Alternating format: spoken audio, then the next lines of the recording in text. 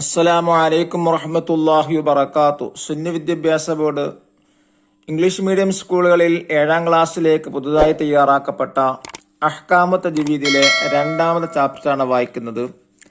അർ റസ്മുൽ ഉസ്മാനി എന്നാണ് അതിന്റെ ഹെഡിങ്. ഖുർആനിന്റെ പ്രത്യേക എഴുത്ത് രീതിയാണ് റസ്മുൽ ഉസ്മാനി. ആ റസ്മുൽ ഉസ്മാനിൽ മാത്രമേ ഖുർആൻ എഴുതാവൂ, അല്ലാത്ത രീതിയിൽ എഴുതൽ പാടില്ല. എന്നാൽ റസ്മുൽ ഉസ്മാനിയുടെ എഴുത്ത് രീതി സാധാരണ അറബി എഴുത്തിനേക്കാൾ വ്യത്യസ്തമായ രീതിയാണ്.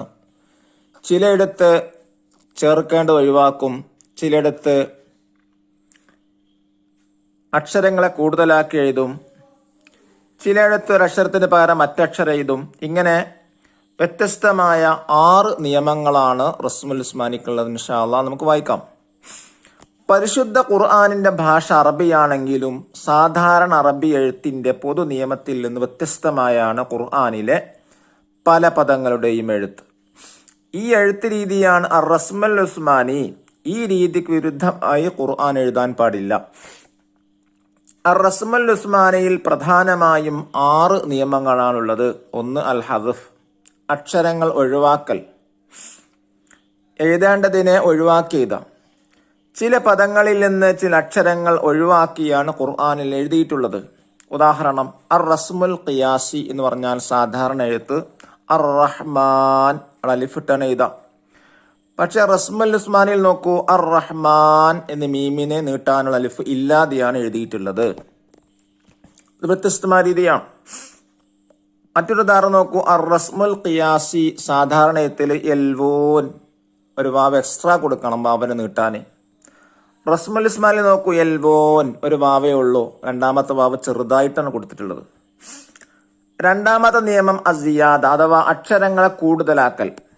സാധാരണ എഴുത്തിൽ കാണാത്ത അക്ഷരങ്ങളെ ചില പദങ്ങൾ എഴുതിയിട്ടുണ്ട്. ഉദാഹരണം, അൽ ഖിയാസി സാധാരണ എഴുത്തിൽ ലഅദ്ബഹന്ന, പ്രത്യേകിച്ച് കൂടുതലൊന്നും അക്ഷരമില്ല. പക്ഷെ റസ്മുൽ ഉസ്മാനിൽ നോക്കൂ, ലഅദ്ബഹന്ന എന്നുള്ളിടത്ത് ലഅദ് എന്ന ഹംസയുടെയും ദാലിന്റെയും ഇടയിൽ എക്സ്ട്രാ ഒരു അലിഫ് കൊടുത്തിട്ടുണ്ട്. അത് റസ്മുൽ ഉസ്മാനിയുടെ പ്രത്യേകമായ എഴുത്താണ്.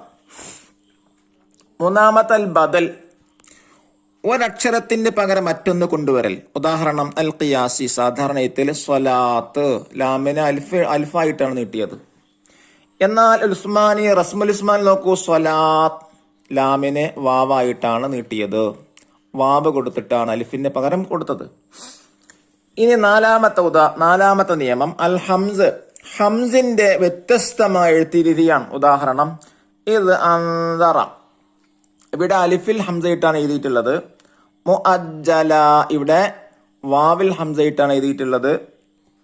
ഫിഅത്തുൻ, ഇവിടെ നോക്കൂ ഈ രീതിയിലാണ് എഴുതിയിട്ടുള്ളത് ഹംസട്ട്. സമാഉൻ, ഇവിടെ ഈ രീതിയിലാണ് ഹംസ എഴുതിയിട്ടുള്ളത്. ഇങ്ങനെ വ്യത്യസ്തമായ രീതിയിൽ റസ്മുൽ ഉസ്മാൻ എഴുതാവുന്നതാണ്. 5ാമത്തെ നിയമം അൽ വസ്ലു വൽ ഫസ്ല്. അൽ വസ്ല് എന്ന് പറഞ്ഞാൽ എന്താ? പിരിച്ചെഴുതേണ്ട കലിമത്തിന് ചേർത്തെഴുതൽ, 2ആയിട്ട് എഴുതേണ്ടത് ഒന്നിച്ചെഴുത.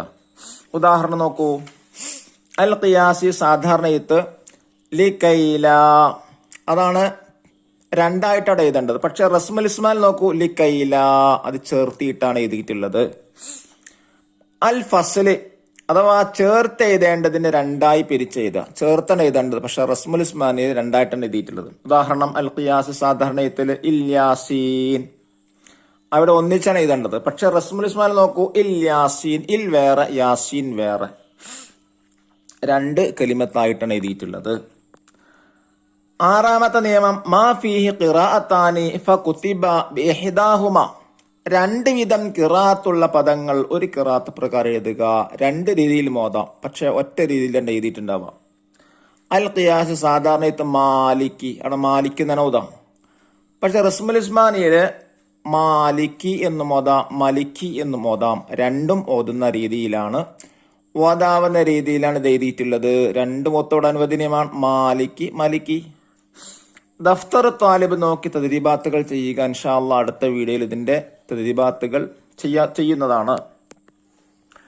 ഇനി അൽ ഖിറാഅത്ത് വൽ ഹിഫ്ള്.